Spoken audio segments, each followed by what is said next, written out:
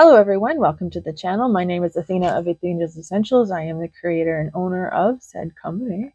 In this little video series, and we'll call it a series because there's a few of them, which is a series of them, there is a creative process that we all go through, and there is a period of figuring out what you do and you do not like.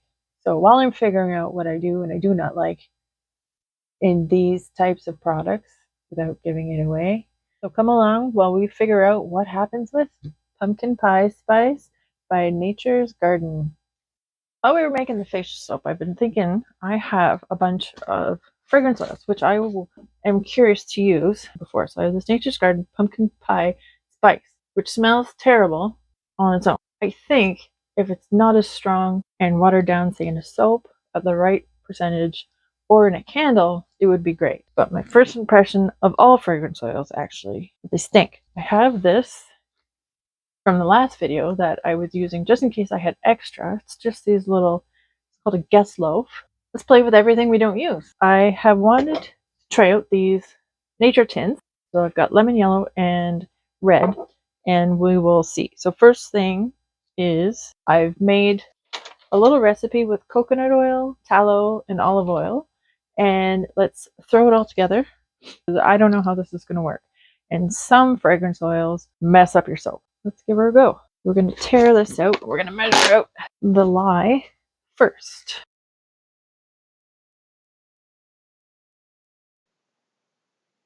And then we're going to use the aloe, which I use in place of the water. If you don't have aloe and you just want to use water, that is fine. And there, I'm just showing you how pretty that color is.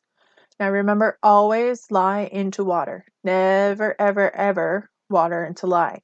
You'll get an explosion. Now we're measuring out the hard fats and oils. So this is the lard going in here. And I'm not going to give you the measurements because this bar loaf is so small and your canister might be different from mine. So coconut oil is going in next here. And on my last point, use soapcalc.net, I think it is, to come up with the proper measurements for your lye especially.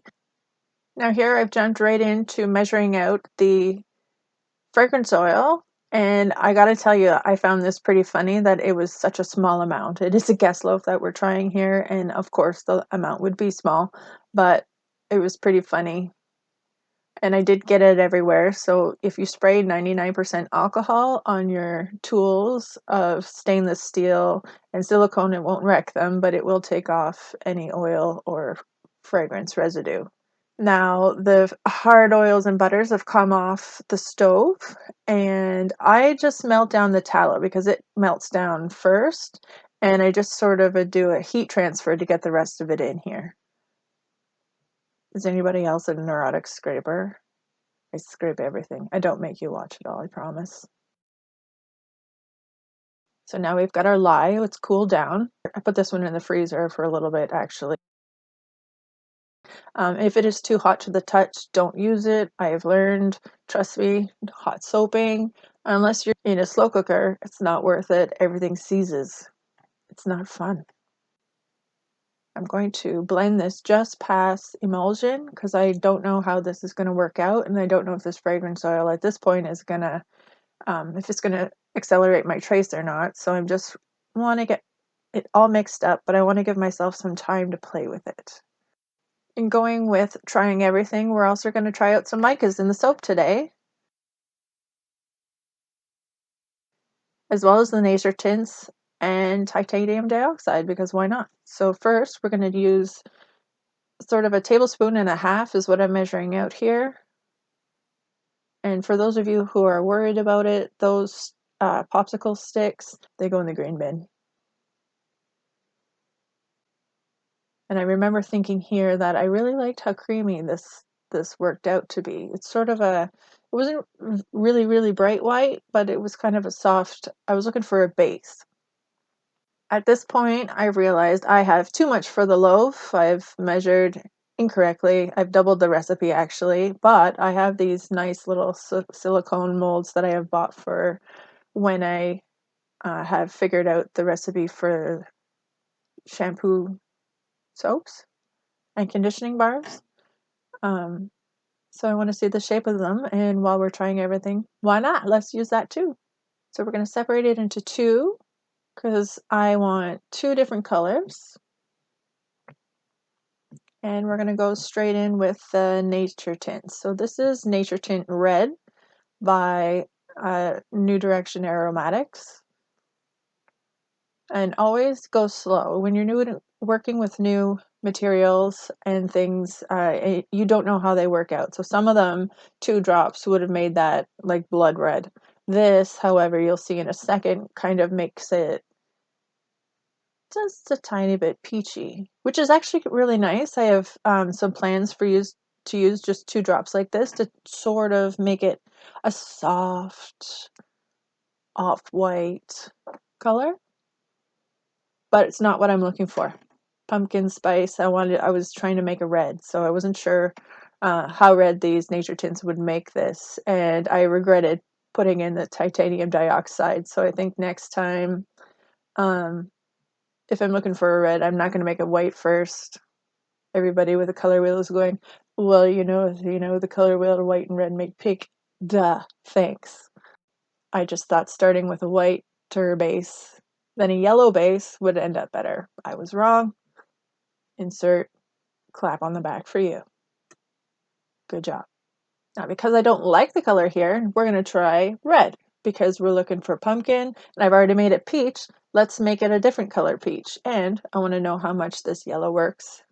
And same thing with the red. These nature tints are mixed into oils, so make sure you know that for your calculations on your superfats. Now you can see we're trying with mica. I grabbed the other color and we're going to try and make, I honestly forget what color I was going for. Everything turned out quite differently and I really like how it turned out. It was a happy accident in the end, but this was not it. And learning curve here is to make sure that you do not put your mica on your stick blender. It's hard to get off and it actually doesn't ever really come off well.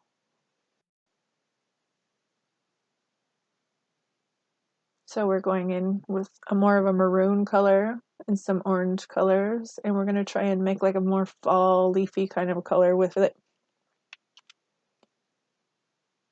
Which again, never really ends up the color I was looking for. But that's not what this video is about, is it? It's about trying new things, so that's what we did. Again, don't start with a white base. Everything obviously ends up pastel-y. I've thrown caution to the wind. I don't like this and I need to make it darker, so we're going to try some forest green mica just to darken this up a little bit. I want some depth in there, and it's really a little bit too peachy orange for me. It's not what I'm going for. That's more spring. This is fall. But this color with the green, I actually really like it. I like how this turned out. Everything is peachy and a little bit orangey, but I love it. I remember being quite amazed how long this is letting me play with the batter and that it hasn't started to seize up. This is the green Nature Tint by New Direction Aromatics again. I threw in green just because I wanted a third color. I thought it would add more dimension to my soap. And I've learned from when I use the red that a couple drops is just not going to do you when you're putting it in white. So we put more. And for some reason, I thought that maybe we would try stick blending and then realize that I don't have enough batter in there to stick blend. So instead of throwing the soap everywhere, I'm going to scrape it off the blender and switch over to a stick while I'm adding a little bit more bronze mica, and then properly over to a spatula because that's smarter.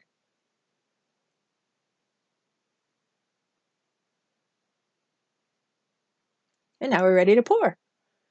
In the end, I was super happy with all the colors that came out, even though that's not at all what I was going for. But sometimes, that is just how things work out. Happy accidents are sometimes the best accidents. And I could lie and tell you that these are the colors. Yes, these are the colors I was going for, but it's just not true, and it doesn't help you when you're formulating, because it's not going to tell you how things really go when you're being a mad scientist and trying new things. And the two colors I just don't think would have been as nice. They would have been pretty, but not as fall is just a little bit more multicolored than that. Even though these colors are not really fall, they are a little bit more muted. I like how the green brought them down a bit and didn't leave them so airy and bright. It's just not a fall is.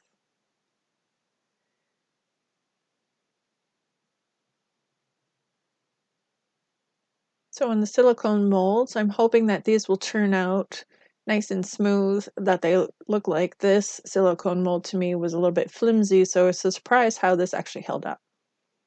I'm not sure why, because that's why they create them, to hold things in these shapes while you bake or create in them, but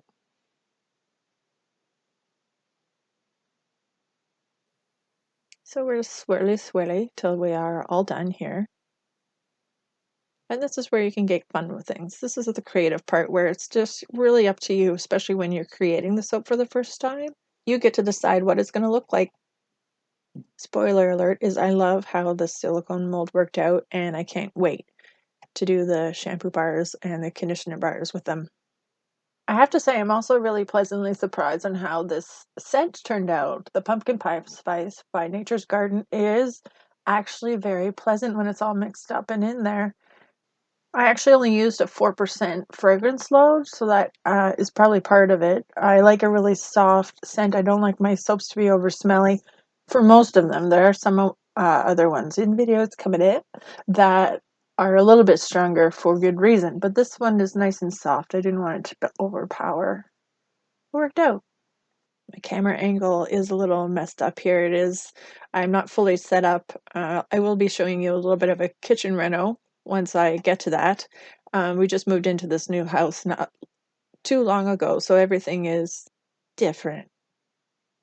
And different is fine, but is different is also not set up yet.